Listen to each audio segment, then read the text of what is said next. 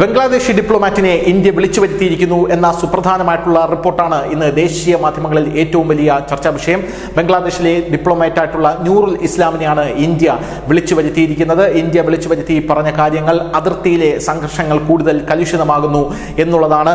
ബംഗ്ലാദേശ് വലിയ രീതിയിൽ ഇന്ത്യയെ പ്രകോപിപ്പിക്കുന്നു എന്നുള്ള ശക്തമായിട്ടുള്ള താക്കീത് ഇന്ത്യ കൊടുത്തിട്ടുണ്ട്. പോരാത്തതിന് ഇന്ത്യൻ ബംഗ്ലാദേശ് അതിർത്തിയിൽ കമ്പിവേലി അഥവാ മുള്ളുവേലി നിർമ്മിക്കുന്നതുമായി ബന്ധപ്പെട്ടുള്ള തർക്കങ്ങൾ എത്രയും വേഗം പരിഹരിച്ചില്ലെങ്കിൽ അതിന്റെ വലിയ തിക്തഫലങ്ങൾ നിങ്ങൾ അനുഭവിക്കേണ്ടി വരും എന്നാണ് ബംഗ്ലാദേശിലെ ഡിപ്ലോമാറ്റിനോട് പറഞ്ഞിരിക്കുന്നത്. അതിർത്തി കടന്നുള്ള കുറ്റകൃത്യങ്ങൾ ചെറുക്കേണ്ട ബാധ്യത ഇന്ത്യക്കുണ്ട്. ഇനി അങ്ങനെ ഒരു സംഭവം ഉണ്ടാകരുത് എന്നുള്ള കൃത്യവും വ്യക്തവുമായിട്ടുള്ള താക്കീതാണ് നൂറുൽ ഇസ്ലാമിന് ഇപ്പോൾ ഇന്ത്യ കൊടുത്തിരിക്കുന്നത്. കഴിഞ്ഞ ദിവസങ്ങളിൽ ബംഗ്ലാദേശിലെ അതിർത്തികളിൽ നിന്നും കള്ളക്കടത്തുകാർ ഇന്ത്യയിലേക്ക് കടന്നു കയറിയതും BSF ജവാന്മാർ അവരെ വെടിവെച്ചതും വലിയ വാർത്തയായിരുന്നു. BSF ജവാന്മാർ ബംഗ്ലാദേശിലെ പൗരന്മാരെ വെടിവെച്ചു എന്ന് പറഞ്ഞ് അവിടെ മുഹമ്മദ് യൂനിസ് ഇന്ത്യയുടെ ഹൈക്കമ്മീഷണറായിട്ടുള്ള ബംഗ്ലാദേശിലുള്ള പ്രണോയ് റോയെ വിളിച്ചു വരുത്തി വലിയ രീതിയിൽ ഗുരുതരമായിട്ടുള്ള ഈ ആരോപണങ്ങൾ ഉന്നയിച്ചിരുന്നു. അതിന് ശക്തമായ ഒരു തിരിച്ചടി എന്ന രീതിയിലാണ് ഇന്ത്യ ഇപ്പോൾ മുന്നോട്ട് പോകുന്നത്. വേറൊരു സുപ്രധാനമായിട്ടുള്ള റിപ്പോർട്ട് ഇപ്പോൾ പുറത്തു വരുന്നത് ബംഗ്ലാദേശ് പോലീസിന്റെ ഒരു റിപ്പോർട്ടാണ്.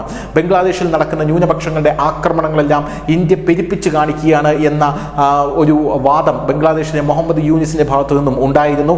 എന്നാൽ അതിന്റെ എല്ലാം മുനയൊടിക്കുന്ന രീതിയിലാണ് ഇപ്പോൾ ബംഗ്ലാദേശിലെ തന്നെ പോലീസിന്റെ റിപ്പോർട്ട്, ഇന്ത്യക്ക് അനുകൂലമായ പോലീസിന്റെ റിപ്പോർട്ട് വന്നിരിക്കുന്നത്. ഇതിനെ ചൊല്ലി ഇന്ത്യ ബംഗ്ലാദേശിനെതിരെ വലിയ നയതന്ത്ര നീക്കം നടത്താനും ശക്തമായ നടപടിക്ക് ഒരുങ്ങുന്നു എന്നുള്ള സൂചനകളും ഇപ്പോൾ പുറത്തു വരുന്നുണ്ട്.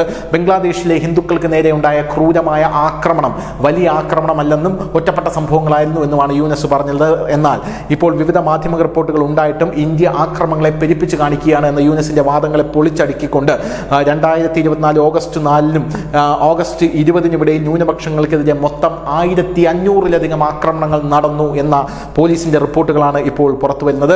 മറുവശത്ത് ബംഗ്ലാദേശ് ഹിന്ദു ബുദ്ധ ക്രിസ്ത്യൻ കമ്മ്യൂണിറ്റി കൗൺസിൽ പുറത്തിറക്കിയ റിപ്പോർട്ടിൽ 2010 ആക്രമണങ്ങളാണ് ഈ കാലയളവിൽ ബംഗ്ലാദേശിൽ നടന്നത് എന്നാണ് അവർ പറയുന്നത്. എന്ത് തന്നെയായിരുന്നാലും ഇത് ഒരു വമ്പൻ റിപ്പോർട്ടായി ഇന്ത്യ കണക്കാക്കുന്നു. കാരണം ബംഗ്ലാദേശിലെ പോലീസ് തന്നെയാണ് ഈ റിപ്പോർട്ട് പുറത്തുവിട്ടിരിക്കുന്നത്. ഇതോടുകൂടി യൂനിസിന്റെ വാദങ്ങളുടെ മുന തന്നെ ഒടിഞ്ഞിരിക്കുകയാണ്. News desk news India Malayalam.